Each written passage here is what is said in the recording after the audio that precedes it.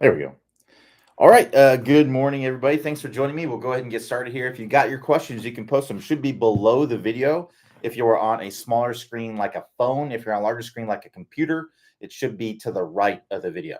So before we get started here, I just wanted to mention, in case you are unaware, that you can ask your question at any time, 24/7, and it will be answered during the next live office hours. You do not have to wait until the office hours are live to ask your question.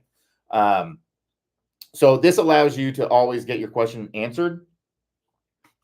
And the other cool thing is that while I would love to have you here live, you don't have to be here live to see the answer to your question. Now, I recommend that you do, just because if you have a follow-up question or something like that, you can ask it in real time and get an answer pretty quickly. But everybody's busy. I get that. You probably want to get out and play some golf yourself. So if that is the case, and you happen to miss the office hours where your question gets answered, you can go to the archived office hours and see the answer to your question there. So to access the archived office hours, you can click that green button below, and that will take you to all the past office hours.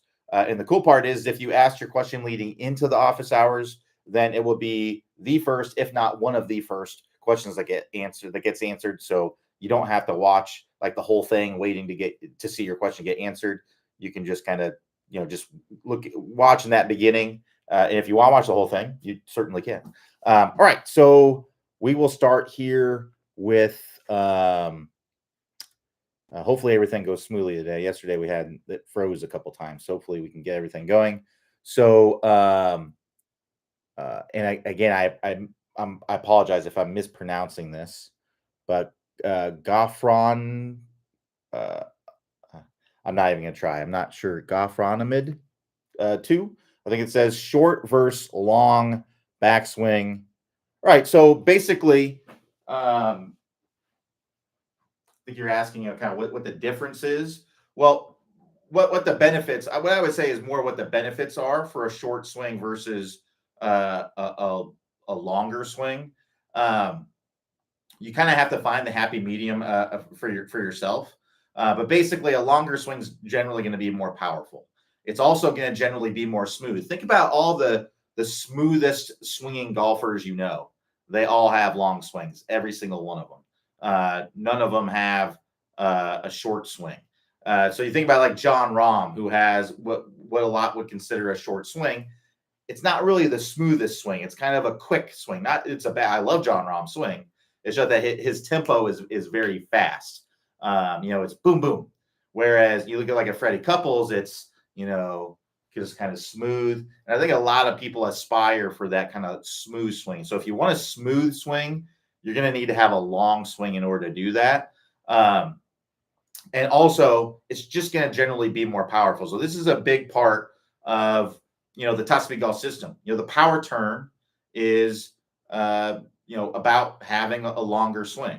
So we want to make sure that we get a good full shoulder turn here. So that way we can create lots of power. If we're only bringing the club back or bringing our shoulders to here, we're going to tend to have a quick swing. It's probably not going to be quite as powerful.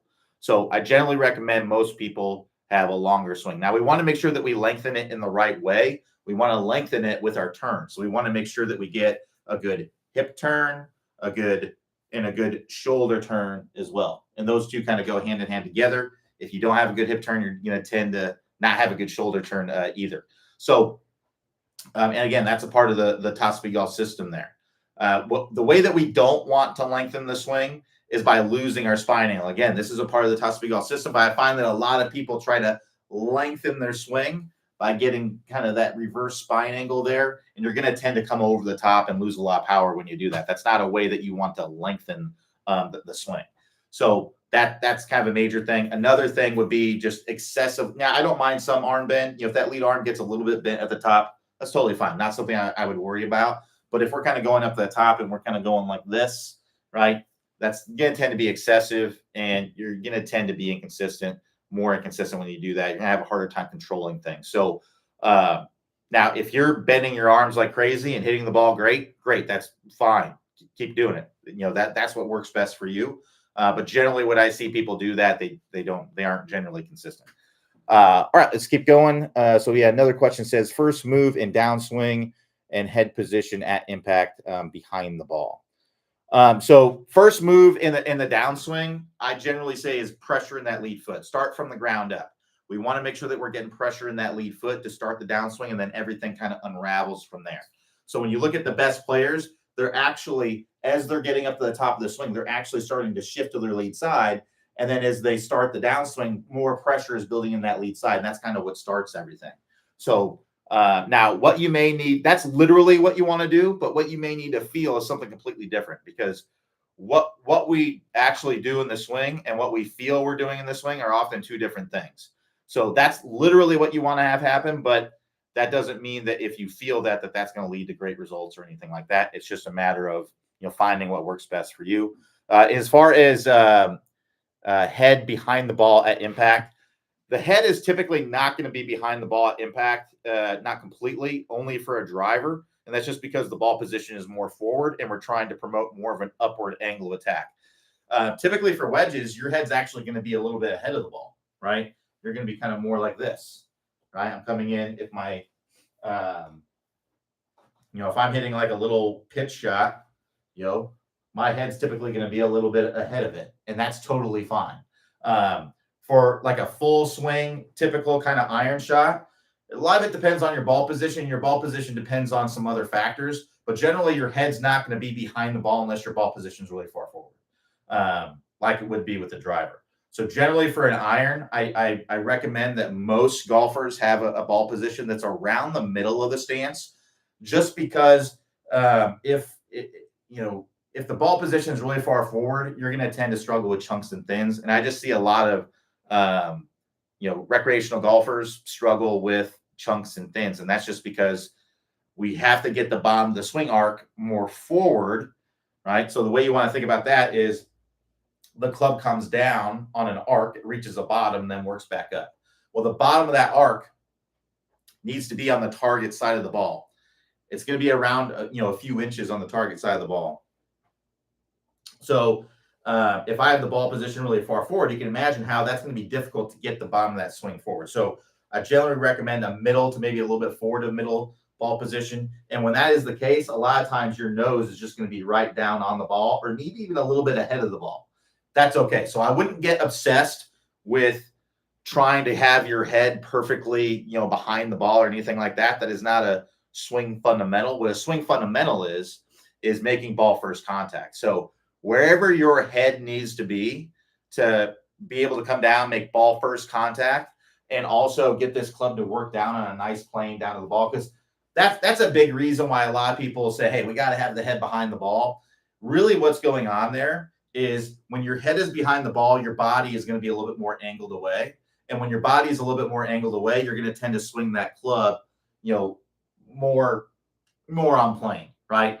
If my body's leaning toward the target, my head's way ahead, I'm going to tend to come over the top, right? So I'm not saying it's a bad thing to feel like your head is behind the ball. It could be a really good thing for a lot of people. There's just a lot of factors. My main point here is I don't want you to be obsessed with the head position and getting that head to be perfectly behind the ball, because I've seen a lot of people do that, and then they're just chunking and thinning shots, and it's frustrating because it's like I feel like I'm doing what I'm supposed to be doing, but I'm just chunking and thinning all my shots. When really what we want to do is focus on, hey, getting that ground contact to be more forward. And if your head is a little bit forward, if your nose is a little bit ahead of the ball to make that happen, you're going to have much better results. And the one thing we have to consider here, and I feel like I say this all the time in office hours, the ball doesn't care. The ball doesn't care.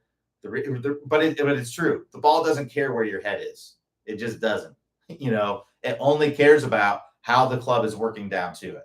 So focus on what the club is doing and get the club to do what it needs to do. And wherever your body is to make that happen, if you're doing that on a consistent basis, that's totally fine.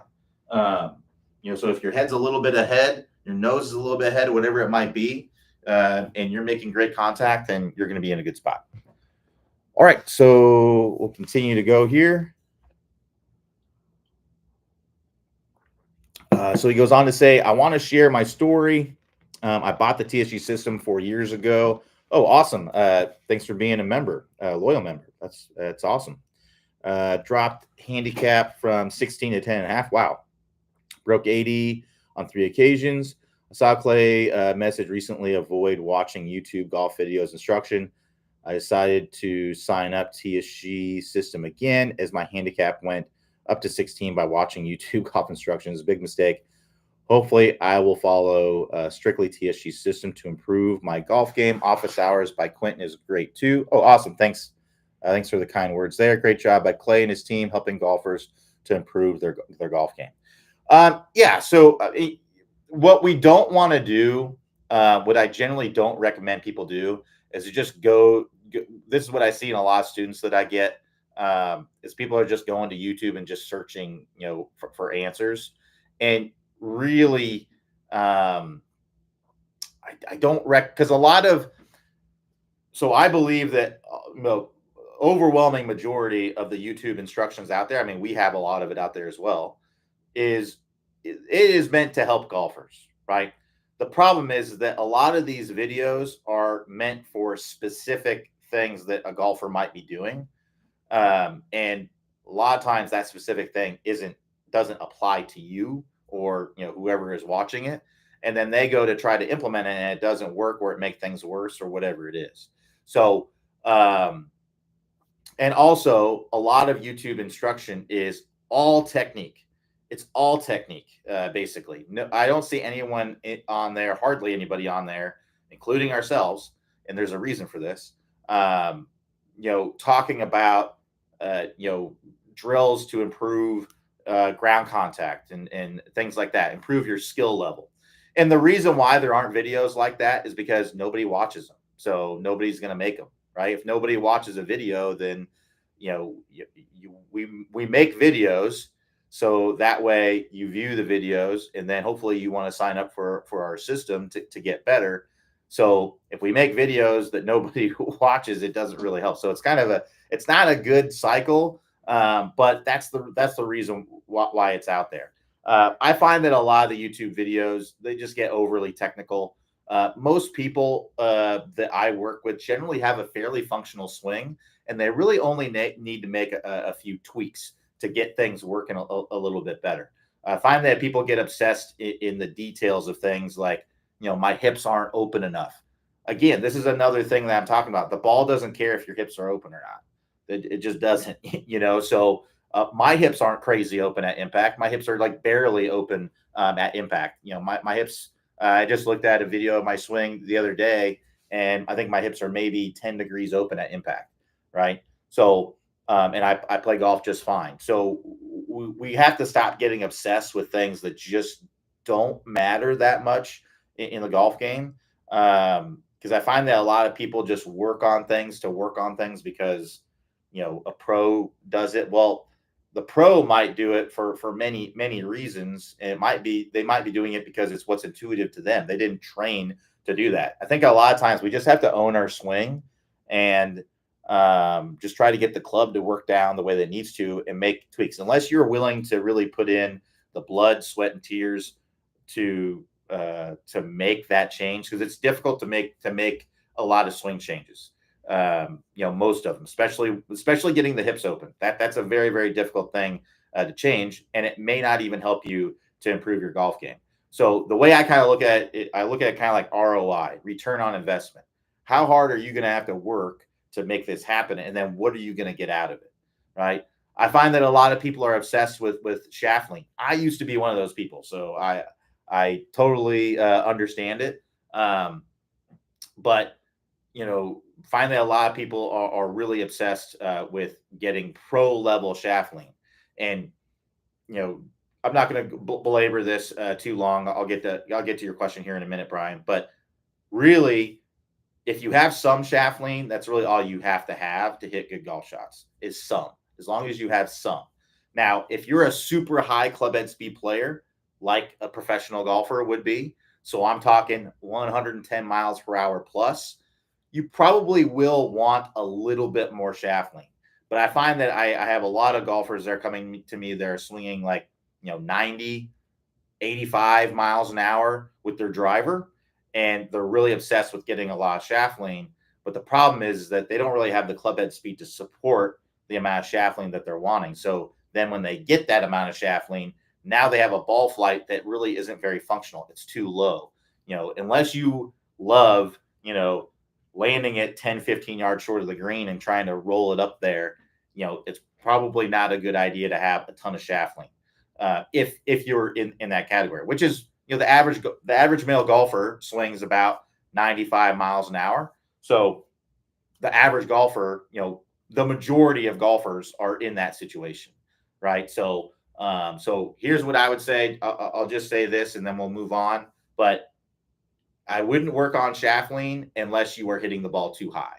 If you feel like you are hitting the ball too high, you have a very high and ballooning ball flight, and you want to get that lower, then I would say, okay, you can work on some shaft lean, but it still may not be the highest ROI because it's the most difficult thing to change in the golf swing. There's probably things that you can do to work on that. And in fact, before I have anyone work on shaft lean, what I have them do first is get their ball position more in the middle of their stance, because that will just automatically get you more shaft lean. Imagine I put the ball in the back of my stance. That will automatically get me more shaft lean. Now, I'm not saying put the ball way back in your stance. We don't want to chop down on the ball. But if you put the ball kind of in the middle of your stance, that's going to help. And then the next thing is, I find a lot of people that don't have shaft lean, or their impact position kind of looks like, or don't have a lot of shaft lean, as much shaft lean as they want. Their impact position kind of looks like this, where they're very angled away as they're coming in. Well, let's just get the body a little bit more forward, get that lead shoulder a little bit more forward. And now all of a sudden, I got my ball position in the middle. I got my body more forward. Now all of a sudden I have more shaft lean without actually having to change the release of the club. Changing the release of the club is very difficult to change. So I recommend making those. And a lot of times, if you just make those adjustments, now you're not hitting the ball too high. And it's a lot easier. You can just move on to the next thing that's going to help you to play some better golf. So just want to mention that. Kind of think of it as like a public service announcement a little bit to hopefully get everybody on track. All right, let's keep going here. So Brian T says, trying to compress the ball and get turf after. I have this mental block where I'm afraid to hit the ground. I seem to envision wrist breaking, dirt flying over, and ball going about 20 feet. It's like I've picked it clean for so long. I can seem to get myself to do this. I know that the bottom of the swing is under my left armpit, but I subconsciously must be standing up straight to adjust it. Any drills. So I would just do kind of just what I just talked about. Make sure that the ball position is in the middle of your stance. Because if it's not, because really what we need to do to make ball first contact is we have to have a descending blow onto the ball. So if you're picking the ball clean, then that means that you probably coming in level with the ball. Meaning, if you kind of imagine here, I'll use the hula hoop here. All right. So my club, or your club, comes down in an arc like this. So if you imagine my hand is the club face, the club is coming down in an arc. It reaches a low point and then it works back up. So if your ball is basically at the bottom of your swing, then the best case scenario is that you're going to pick it off the turf. The best case scenario is that you have a lie where the ball is like sitting up on the grass like it's on a tee, and then you don't have to hit the ground at all. You can just kind of hit it solidly in the middle of the face, not take any ground, and the ball's just going to explode and go a long way for you and be nice and compressed. But most of the time we don't have a situation like that. So we have to have a descending blow down onto the ball. In order to do that, the bottom of this swing arc has to be on the target side of the ball. So again, the first thing that I would do is I would get that ball position in the middle of your stance, and the bottom of the swing arc is really relative to the ball. So if normally my ball position's here and that's where my swing arc is, and then I move it to the middle of my stance and now it's right here. Well, now all of a sudden I'm hitting down on it a little bit. And if I'm hitting down on the ball, unless I hit it really, really thin, or top it, right, or miss it completely, I have to take a little bit of a divot there. So that'd be the first thing, and then the second thing is just to get your body more forward. So what I would just start out with is I would just start out with some shorter, slower swings, and you can even do this off of a mat with some tape. So get yourself some masking tape. I got this at Walmart. I think it was $3 or $4. 1 inch wide tape, masking tape. I think this works the best for this because it's not. It's a low stick tape. It's not an incredibly durable tape, which is exactly what we want. Duct tape it'll work fine, but it's too durable. It's too wide. It's too sticky.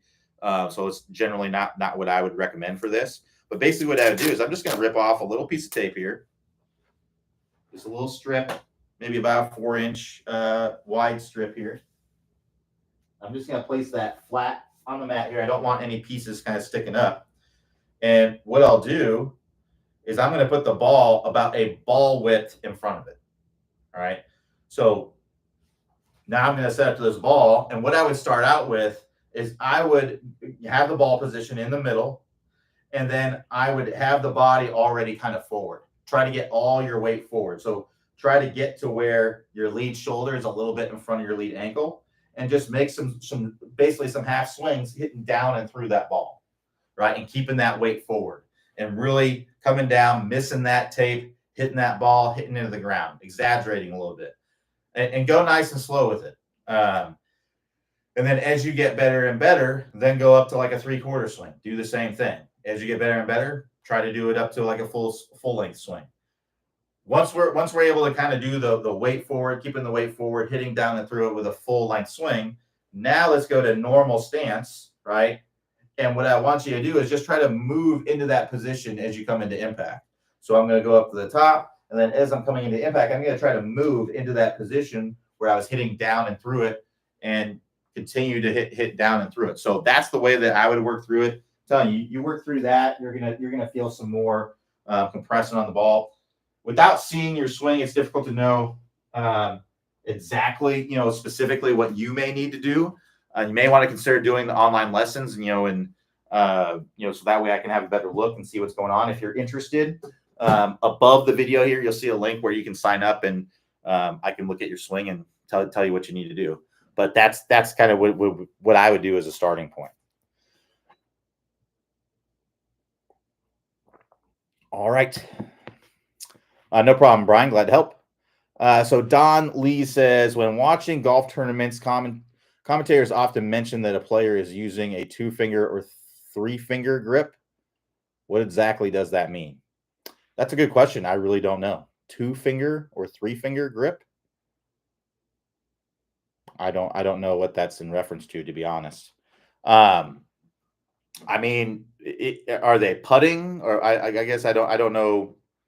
This is a full swing shot.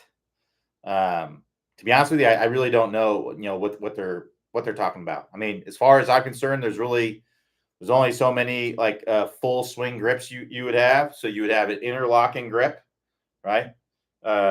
Which I mean, you'd be interlocking your fingers. Maybe that's what they're calling a 2-finger grip, because they're interlocking 2 fingers. I'm not really sure.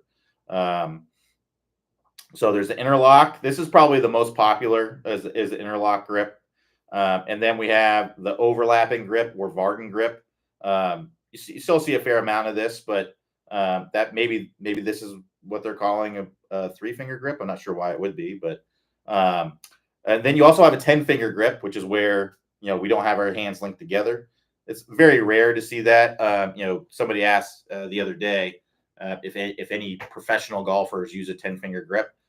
The only one that I can think of that comes to mind is Scott Piercy. I'm sure there are more, but Scott Piercy is one of them, longtime PGA Tour veteran.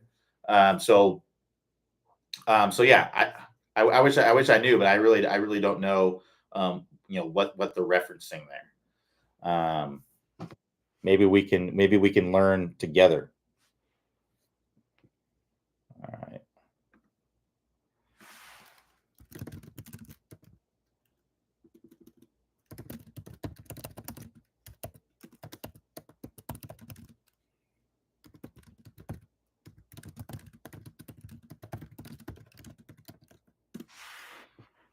All right. All right, let's see what they say here. So the terms two finger and three finger golf grip typically refer to how many fingers of the trailing hand, usually the right hand for a right-handed golfer, are used on the club. It's a niche topic, what each but here's what each means. So three finger would be most golfers use three fingers with their trailing hand, the middle ring, and pinky finger. Yeah, so that would be kind of like that, right? So the three finger, um, the index finger and thumb, a trailing hand trigger position around the grip. This is standard in most overlap, interlock, and 10 finger grip. So I guess three finger would be kind of what I'd be, um, what I'm saying. Most people grip the club. I'd be interested in understand what the two finger is. Provides maximum control and stability, especially for full swings and high club head speed. All right, so two finger, use only the middle and ring fingers of the trailing hand. So it'd be like double interlock. So you'd be kind of going like that, I guess, or you'd be overlap. The pinky maybe off the grip entirely or very lightly touching, often used by senior players or those with arthritis to reduce grip pressure. Players experimenting with feel or finesse, especially in wedges or putting. Well, like when I putt, right? I guess I have all my fingers on there when I'm putting. I'm not. Um, I'm trying to think. I have to think about how my hands are on the grip because it's just natural, kind of what I do. Yeah. So for putting, I guess I do three fingers as well. Just a traditional kind of putting grip. That's interesting. Thanks for bringing that up. I've never really heard of or thought about. I watch a fair amount of golf, and to be honest with you, I've never. Maybe I'm not paying attention. Oftentimes the commentators don't often really know what they're talking about. So, not going to name any names, but sometimes they don't really know what they're talking about. Anyway, that's interesting. So I guess a two finger would kind of be like this, where you do like a double interlock or a double overlap. That's also interesting how it's mentioned on here that senior players or those with arthritis sometimes use this to reduce grip pressure. But if you ask me, I think a 10 finger grip would typically be better for those with arthritis. I mean, I don't have arthritis, so I wouldn't know firsthand. But I would think that it would, because I would imagine when you have arthritis that um, your strength in your hands it diminishes a little bit. Um, so having more surface area holding on to the club, which what it would be, two fingers would be even less surface area. So I feel like it would be even more difficult to hold on to the club if you had arthritis with a two finger kind of grip. Reduces tension and can improve. So the reason is to reduce tension, but I don't know how it would necessarily reduce tension. That's interesting. Um, okay, cool.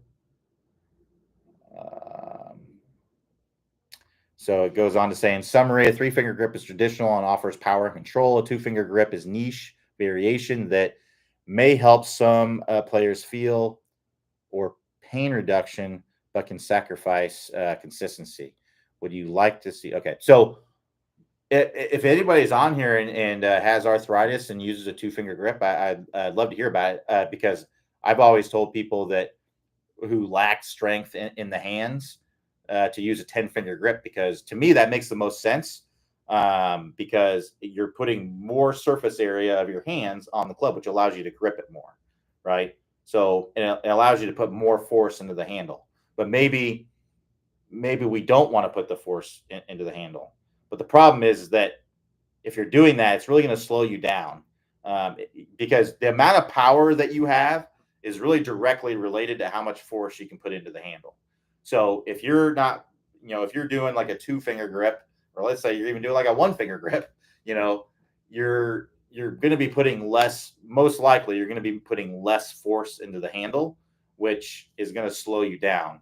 But if it's a pain reduction thing, then I definitely get it. I would also recommend that if you are someone who has arthritis, to use like a clunkier, like a little bit of a clunkier grip. I'm not saying you got to go to like the Jumbo Maxes, like what Bryson has. You may want to look at them, but I've had lots of guys that have come to clinics and who've had like the Jumbo grips, and they, I'm curious about them because I actually last year I put them on my clubs just because I wanted to try it, and to be honest, I don't hate it. I kind of like it, to be honest. Took a little bit of getting used to in the beginning. I think if I regrip again, I probably won't get them quite as big as I have right now, but I'll probably still get bigger grips. I'm becoming more of a fan of clunkier grips, so like the bigger kind of grips. And I just feel like it to me, it just feels a little more comfortable to me. Obviously, you can go too big with it. I don't think I'm too big with it right now necessarily, but I feel like preferably I probably have it a little bit, just one size lower than what I have now. I think I have the medium Jumbo Max grips, so I probably go with the little bit smaller one. But going back to what I was saying about the fellows who came to the clinic, I had guys told me that it saved their golf game, because the traditional grips that are a little bit narrower, or are a lot narrower, they said that they're one of them, I remember saying that they had so much thumb pain that they were thinking about quitting golf. But then a buddy of theirs suggested the Jumbo Max grips, and then he got them, and now he has no thumb pain. So I'm not saying that this is going to cure your thumb pain or anything like that, or hand pain, but give it a try. They're not really any more expensive than a normal grip. I don't believe, anyway. I think they're about the same price. I think I had a little promo code, so I think it was a little over $100 for the 13 grips. So yeah, definitely recommend checking it out. Thanks for the question, though. That's something I hadn't really heard of or thought of before. All right, let's keep going here. So Steve says, my putting is terrible. Come up short, just terrible stroke. I still come outside in. Okay, so I think it's a separate thing. So you say putting is terrible, come up short, just terrible stroke. So what I would kind of focus on is, a good feel that I like to have for putting is to put your hands together like you're clapping, and then just keep your hands together like they're glued together. And now what I would just do is just kind of rock your shoulders, try to maintain this triangle here. And that's basically what the putting stroke is. It's just that. So I'm just rocking my shoulders back and forth. And if you're leaving it short, it could be a contact thing, like you're not hitting the ball in the middle of the face. That applies to putting as well. If you don't hit the ball in the middle of the face, in the sweet spot of the putter, you're not going to transfer all the energy that you're expecting to transfer to the ball, and then it will end up short. So you may want to consider doing like a gate drill. So a gate drill is basically where you could do it with 2 balls or 2 tees. So basically you would put a tee on or a tee or a ball on the outside and the inside of the ball, about the width of your putter head, a little bit wider than your putter head. And then the goal would be to hit the ball without hitting the tees or the balls on the outside or inside of the ball. This is a drill that many I would say it's probably pretty close to every tour player does this drill. Tiger does this drill. He does just one-handed, actually. He does a one-handed kind of gate drill. So just to help kind of give him a great feel and things like that. So definitely recommend a gate drill. Another drill that I really like to help kind of give you a better feel for, speed control and things like that, is just the guessing game. So basically what I would do is I would have what you can do is you can put a coin like a dime underneath your ball, or just behind your ball, and then putt the ball, but still be looking at the coin after the ball is left. And when you're looking at the coin, you can't look up, and you have to guess what the result of the putt was. Was it long or was it short? I'm telling you, you do a lot of reps of this, you're going to really develop some good feel and some much better speed control. So I definitely recommend doing that. Um, and like I said, as far as the stroke is concerned, it's really just trying to feel like my wrists are nice and quiet. I'm just rocking my shoulders back and forth. So that's what I want to feel with the stroke. I want to have some nice flow to it. So I don't want to bring it back slow and through fast, or bring it back fast and through slow. I want to feel like there's some nice flow, like it's like that. Like I'm just going back and through, back and through. But you do a gate drill, you do the drill to get your feel. I think it can really help what's going on. Unfortunately, from a technical standpoint, it's hard for me to know what's going on without seeing it. I would love to have the opportunity to work with you if you wanted to do the online lessons with me, if you're interested in that. And I know it's called Unlimited Swing Reviews, but I mean, a lot of people don't necessarily consider the putting a swing, but we can do anything in there. We can do chipping, we can do putting, wedges, sand game, irons, driver, fairway woods, all of it applies. So if you're struggling with any of that stuff, we can definitely do that in there. And it just works the same. You just send me a video face on down line, and then we get some info on what the actual issues are, and then we go from there. So yeah, that's what I would recommend doing. If you're really struggling, but I would try those two drills. Do the gate drill, do the guessing game. I call it the guessing drill, and you'll develop a lot better feel in what you're doing.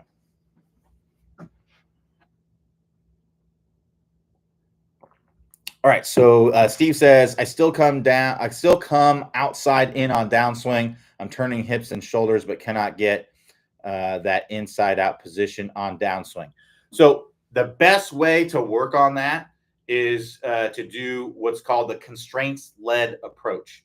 And if you're not familiar, you've probably seen emails about it, but the blue brick is something that you can use to do the constraints-led approach. So basically the way that this works is you set up a swing station, and you just have to kind of swing underneath the stick, is really what it comes down to. I actually had a student fairly recently that told me the same thing. He's really struggling swinging, swinging on plane. He's swinging over the top.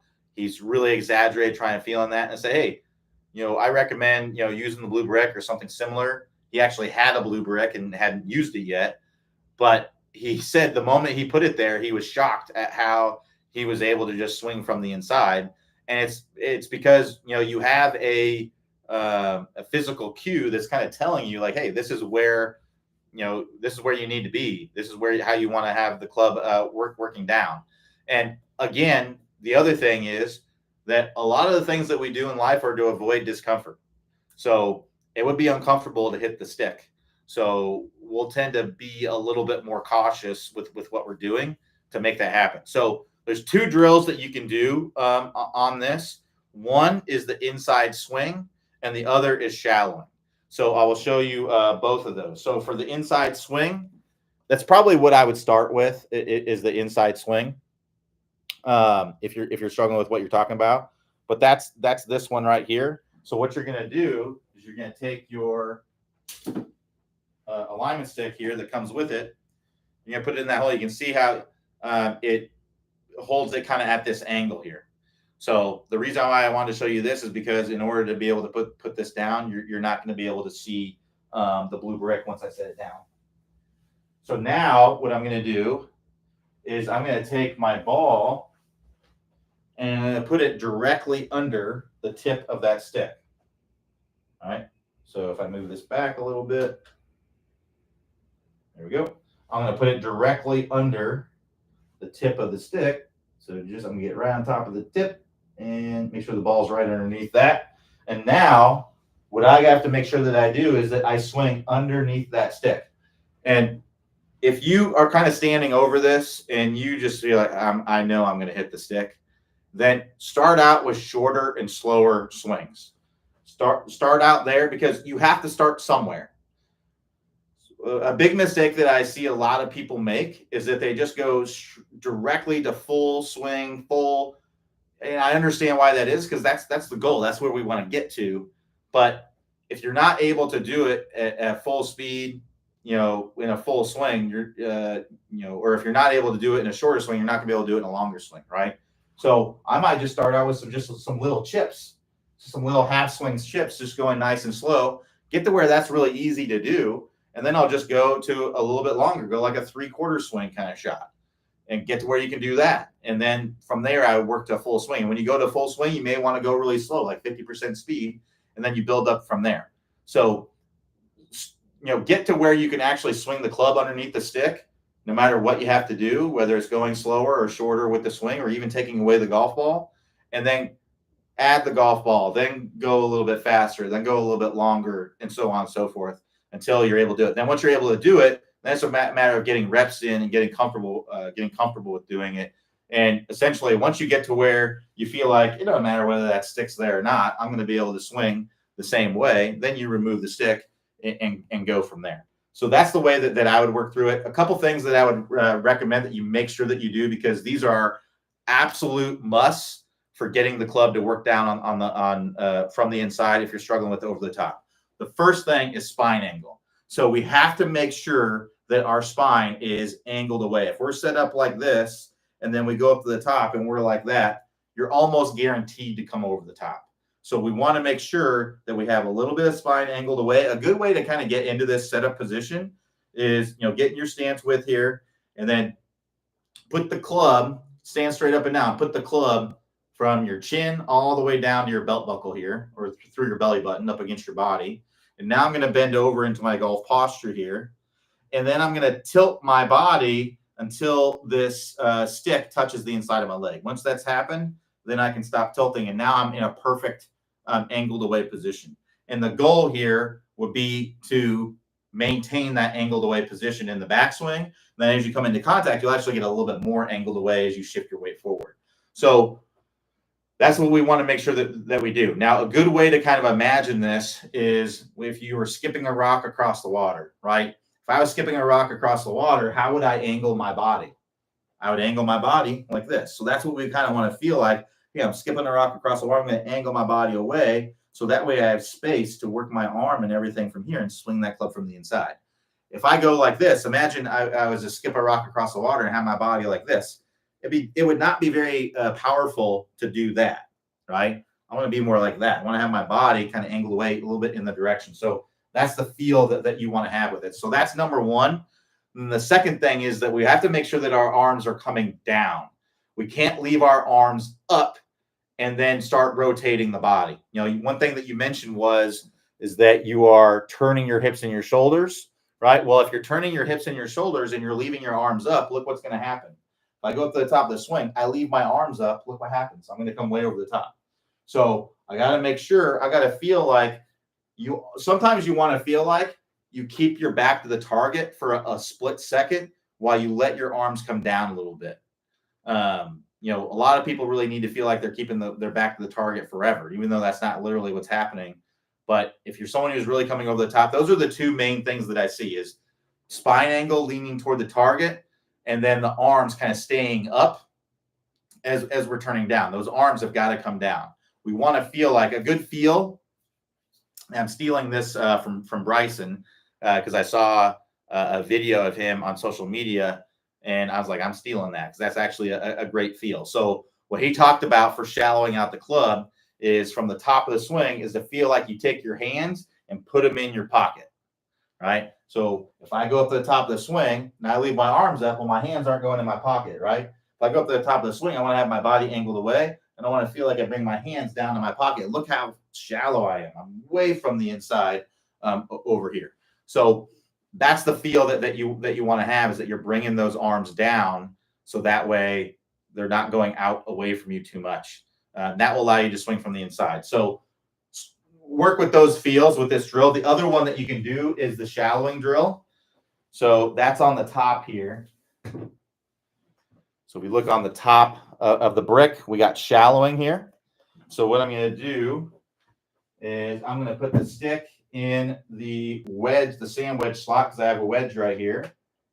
And really, for the sand wedge slot, you can use any wedge in there. So whether it's your sand wedge, your lob wedge, your gap wedge, your pitching wedge, you can use any wedge in that sand wedge slot. 6 iron, you can use any 9 iron through any iron, even fairway woods. Most of your fairway woods you can probably use in there. I would say driver and 3 wood you use in the driver slot, but everything else, everything lower than that, other than wedges, is going to be in that 6 iron slot. So I'm going to do that, and then I'm going to take another alignment stick. Now there's a hole that is on the front of the brick right here that you would put this stick into and point toward the target. But I don't have space right here because my wall's right here. So what I'm going to do is I'm just going to take this stick and I'm going to put it up against the side of the brick. But it's going to act the same way. It's going to serve the same purpose because that hole is right on the corner there. So now I'm just going to take this ball and put it about a club head width inside that stick. And you may want to start a little bit farther away from it, and then you can move a little bit closer.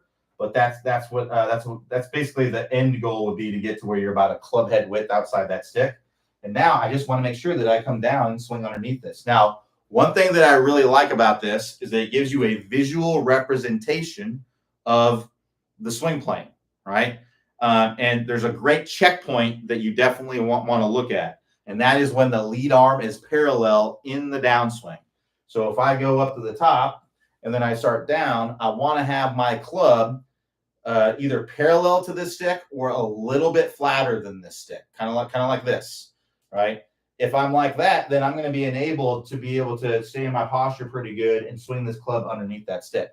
Now, if I have this club like this, where it's much more vertical in compared to the stick, well, I'm going to have to probably come up out of my posture to get this club to work underneath this stick. And that would look like this, right? So I have to change the angle of my body to change the angle of the club. So that's why we want to kind of make sure that we're coming down and that club is a little bit flatter to that stick or parallel to that stick, because that's going to enable you to be able to come through contact in a much, much better posture. So that's a big reason why I like this as well. So those 2 drills with the blue brick are fantastic. You don't have to have a blue brick. If you have some alignment sticks, I got some alignment sticks here that I got from Home Depot for a few bucks. Lowe's, Menards, Home Depot, any of those like large scale home improvement stores will have those sticks. Ace probably has them too. I mean, I haven't been in there to see, but there's definitely plenty plenty of places you can buy those things, and just put it into the ground. If you have the ability to put it in the ground, just put it in the ground. You can put the stick into the ground at that angle, the first one that I showed you. Put that stick, have the stick be about a foot or so off the ground, the tip of the stick, and then just put the ball right underneath the tip of that stick. There you go. If you have, if you're going to a driving range, and let's say you can't put the stick in the ground, you don't have a blue brick, but they give you, if you know what I'm talking about, like the old school range baskets, like the green range baskets. Some of them are black or green, but it's just like the plastic range baskets. If you flip that upside down, what you can do, you take the balls out of it, flip it upside down. What you can do is you can put the stick through the wickets of that basket to create these angles, and it will hold the stick for you. So that's something that you can do as well if you don't have the ability to kind of put it into the ground, if you're hitting off mats or concrete or something like that. So that's what I would recommend doing, but just slow down, and work your way up to where you can do it. Put a lot of reps in, hitting a lot of draws that start to the right, curve to the left. I would also, recommend working through the 20-minute shallowing fix, because that is basically a course that gets you to hit a draw and then tones it down and hit it straight. So you have to be swinging from the inside to hit a draw. So I'd recommend working through the 20-minute shallowing fix. Drill number 1 is just going to be getting that face really, really close, so that way it hooks. A big reason why a lot of people come over the top is because the face is open. Let me explain to you why. So if I am kind of at the top of the swing and I'm sensing, oh my gosh, my face is wide open, and you may not even be consciously sensing this, but if that club face is open, we got to get it closed somehow down at impact. And intuitively, what I see most people do with an open club face is they actually swing the club to the left to get the club face to point more in the direction of the to the left. The problem is that the face is still open to the path of the club, and then you're going to hit those slices, right? So what we want to do is get that club face more closed, so that way we're actually incentivized to swing the club to the right. Because if our club face is open and then we just try to swing more into out, well, the ball is going to start right and slice more to the right. So intuitively, that's just not going to work, right? We don't want to get the ball to start to the right and curve more to the right. So what people will do is they'll swing to the left, so at least the ball can start to the left and curve back to the right, so it doesn't miss by quite as much. But we're still going to be slicing it. So if we want to be incentivized to swing the club into out, we have to have the face closed, and that's what drill number one is. You just hook the ball a bunch in drill number one. You try to get 10 hooks in a row. These aren't going to be beautiful looking golf shots, but we want them to feel really solid. I think that's why Clay calls it, hit the most solid shots of your life, because when you hook the ball, you de-loft it, and it just feels a lot more solid, right? Because you're doing that. So they're going to feel super solid and great when you get that down. So get those 10 hooks in a row, and then you move on to drill number two. This is where we're going to get the ball to start to the right and hook. So drill number one, it just has to hook. Doesn't matter if it starts to the right, to the left. It can start in any direction. As long as it's hooking, we're in a good spot. You're probably still going to be over the top in drill number one. That's not the goal of drill number one. The goal of drill number one is to get the club face closed, so that way when you go to drill number two, you'll be able to swing more easily, swing from the inside. So drill number two is where we're going to get the ball to start to the right and curve to the left and hook. So in order to do that, you have to swing the club from the inside. So the first thing that I would try is just swinging more to the right. Make sure your spine angle is good. Make sure that we kind of have that feeling that we're kind of angled away as we're coming through. Make sure that those hands are coming down. They're not staying up as you're rotating. Now, if you're still not getting the ball start to the right and curve to the left, then I would go to these. Clay uses an impact bag to kind of put as a barrier to force the club to work from the inside. That is a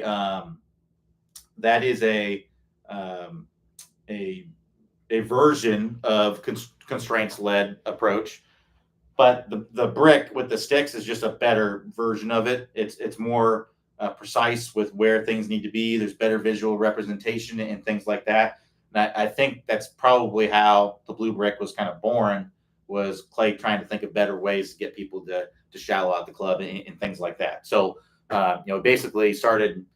I think he started kind of coming up with it very shortly after the 20-minute shallowing fix. So the blue brick is a great complement to the 20-minute shallowing fix. So if you're struggling getting the ball to start to the right, curve to the left, get that club face closed, get that spine angled away, get those arms coming down, use the blue brick to get that club to work more easily from the inside, and you'll be in better shape.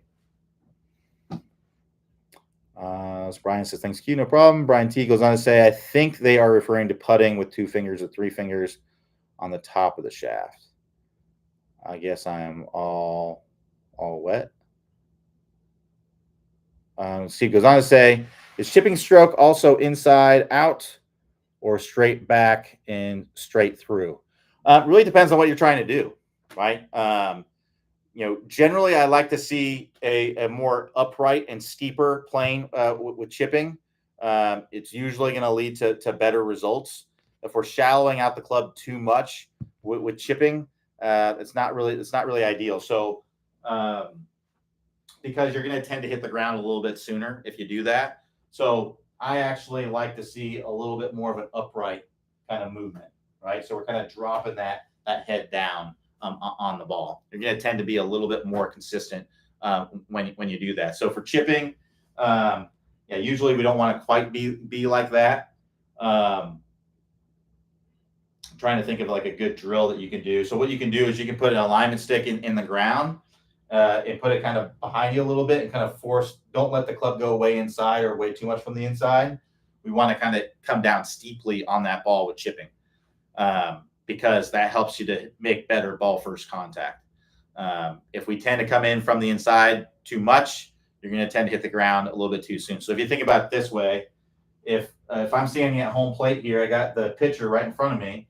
If I swing toward first base, my club's going to bottom out more back here. it's kind of an extreme example to kind of show you what I mean. But a lot of times, to really understand something, because golf is a game of precision. If we're there's a big difference between hitting an inch behind the ball and an inch in front of the ball. There's a big difference between hitting a quarter inch toward the toe, quarter inch toward the heel. Right? There's big differences in these. So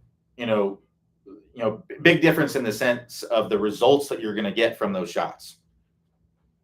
But if you look at it on video, it really doesn't look like that much of a difference, right?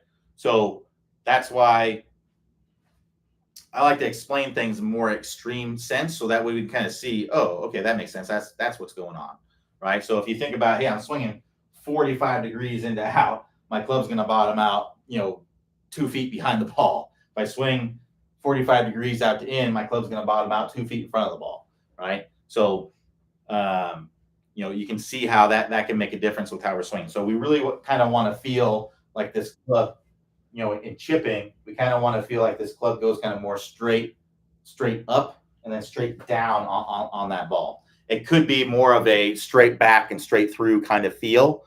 That's not necessarily what's happening. It's still coming down in an arc, at least a little bit, but probably not as much. 20 to 30 yard pitch, inside out, or straight back, straight through. Yeah, exactly what I said. Same kind of thing. We don't want to be. We want to come down steeper on the chips because your ground contact is going to be better with that. But on full swing shots, we got to have that club kind of shallowing out because there's different forces acting on the club. There's a lot more forces acting on the club. For a chip, the forces are fairly minimal because things are moving a lot slower, right? Even for like a 30-yard pitch. Now, as far as where's the line of where you go from, hey, I want to chop down on this ball to where, you want to, shallow out the club. A lot of that's just going to depend on how much speed you have to begin with and things like that. So I play around with it, what works best for you. But yeah, generally it's going to be, you're going to be a little bit more upright with those chip shots. All right, we got a little bit more time left. We have any more questions?